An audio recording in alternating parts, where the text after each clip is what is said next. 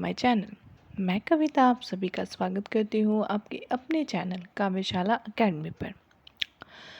तो जैसा कि दोस्तों आप सभी को पता ही है कि हमने बाल गोविंद भगत चैप्टर को शुरू कर दिया है और पिछली वीडियो में मैंने बाल गोविंद भगत चैप्टर को जो है वो शुरू का फर्स्ट पैराग्राफ है उसको कंप्लीट करने की कोशिश की थी। तो जो आज की वीडियो होने वाली है वो क्या होने वाली है, सेकंड पैराग्राफ को लेकर के। तो चलिए सेकंड पैराग्राफ को अच्छे से समझने का प्रयास करते हैं। किंतु खेती बाड़ी करते परिवार रखते भी बाल गोविंद भगत साधु थे। यहाँ पे लेखक उनकी चर्चा करते हुए समझा रहे हैं कि भले ही वे खेती बाड़ी कर रहे थे, परिवार भी रख रहे थे, पर बाल गोविंद भगत क्या थे, साधु थे। अब साधु कैसे? साधु की सब परिभाषाओं से खरे उतरने वाले, मतलब अगर साधु भी है ना तो साधुओं में भी जो साधु की परिभाषा दी जाती है उसमें भी वो क्या थे, सबसे आगे थे, सर्वश्रेष्ठ थे। क्या उनके उनके स्वभाव में ऐसा कुछ होगा, उनके व्यवहार में कुछ ऐसा होगा, तभी तो उनको साधु कहा जा रहा होगा। तो देखिए आगे समझते हैं। कबीर को साहब मानते थे, साहब यानी कि अपना आराध्य, अपने गुरु मानते थे। उन्हीं के गीतों को गाते, कबीरपंथी के लोग जो है कबीर जी के जो पद हैं उसको गाया करते हैं। उन्हीं के आदेशों पर चलते, मतलब जो उन्होंने कहा है, जैसे कबीर जी के जो भी क्या उसको कहते हैं, प्रवचन आते हैं, ठीक है, जो उन्होंने कहा उसी चीज़ को वो लेकर के अपने जीवन में चला करते थे। कभी झूठ नहीं बोलते, खड़ा व्यवहार करते, मतलब स्ट्रेट फॉरवर्ड थे, जो था मुंह पे बोलते थे, जैसा व्यवहार था मुंह पे था। मतलब कभी भी पीठ पीछे चुगली करना, निंदा करना, दूसरों के दोष को, अवगुणों को उजागर करना, ये सब उनके व्यवहार में नहीं था। किसी से भी दो टूक बात करने में संकोच नहीं करते। हमारे अंदर एक कहते हैं ना कि छोटा सा स्मॉल ईगो होता है, ठीक है। हम सोचते हैं मैं क्यों टोकूं, वो तो हमें टोक सकता है, मैं ही क्यों टोकूं। टोकने से, अगर किसी से दो टूक बात अगर हम कर लेते हैं तो स्वयं को क्या समझते हैं, अपने आप को छोटा समझते हैं कि मैं क्यों टोकूं, मैंने टोक दिया, ओह यहाँ तो मेरा इंसल्ट हो गया। तो ऐसा बाल गोविंद भगत जी के साथ नहीं था। वो किसी से भी दो टूक बात करने में संकोच नहीं करते थे, ना किसी से खामखा की लड़ाई करते थे। कोई झगड़ा वगैरह उनके लाइफ में नहीं था। किसी की चीज़ नहीं छूते, न बिना पूछे व्यवहार में लाते, मतलब अगर किसी का कुछ भी सोना भी गिरा है तो उससे उनको कोई मतलब नहीं है, क्योंकि वो मेरा नहीं है।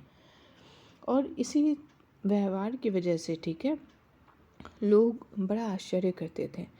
इस नियम को कभी कभी इतनी बारीकी तक लेके जाते कि लोगों को कौतूहल होता। कौतूहल का अर्थ होता है आश्चर्य, हमेशा याद रखिएगा, कौतूहल यानी कि आश्चर्य, आश्चर्य होता। कभी वह दूसरों के खेत में शौच के लिए भी नहीं बैठते। अब दूसरे की चीज़ की जो नियम बरतने की बात है कि दूसरे का चीज़ यूज़ नहीं करेंगे, वो इतना इस हद तक था कि दूसरों के खेतों में शौच भी करने नहीं जाते थे। गांव वगैरह में पहले क्या होता था, खेतों में लोग शौच करने आते थे, कोई भी किसी के भी खेत में बैठ के शौच कर लिया। लेकिन बाल गोविंद भगत के स्वभाव में ऐसा था कि वे दूसरे के खेत में भी नहीं शौच करते थे। वह गृहस्थ थे, लेकिन सब चीज़ साहब की थी, ठीक है। वो गृहस्थ में तो रह रहे थे, पत्नी बच्चे सब थे, लेकिन वे ऐसा मानते थे कि उनके पास जो कुछ भी है वो सब किसकी है, कबीर जी की है, अपने साहब की मानते थे। जो कुछ खेत में पैदा होता, जो कुछ भी वो खेत में उपजाते थे, बोते थे, सिर पर जब वो फसल कटती तो उसको सिर पर लाद कर पहले उसे साहब के दरबार में ले आते, सब उठा के लेके चले जाते थे साहब के दरबार में। फिर वहाँ से जो डिस्टेंस थी ना उनके घर से कबीर मठ की, वो कितनी थी, 4 कोस की दूरी थी।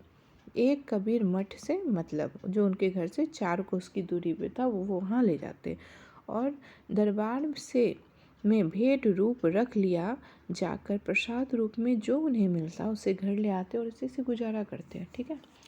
तो वहाँ वो सारा अपना फसल लेकर चले जाते और वहाँ से प्रसाद स्वरूप जो कुछ भी रिटर्न मिलता उसी से घर चलाते थे, ना कोई शिकवा ना कोई शिकायत, और सुखपूर्वक शांतिपूर्वक अपना जीवन यापन किया करते थे।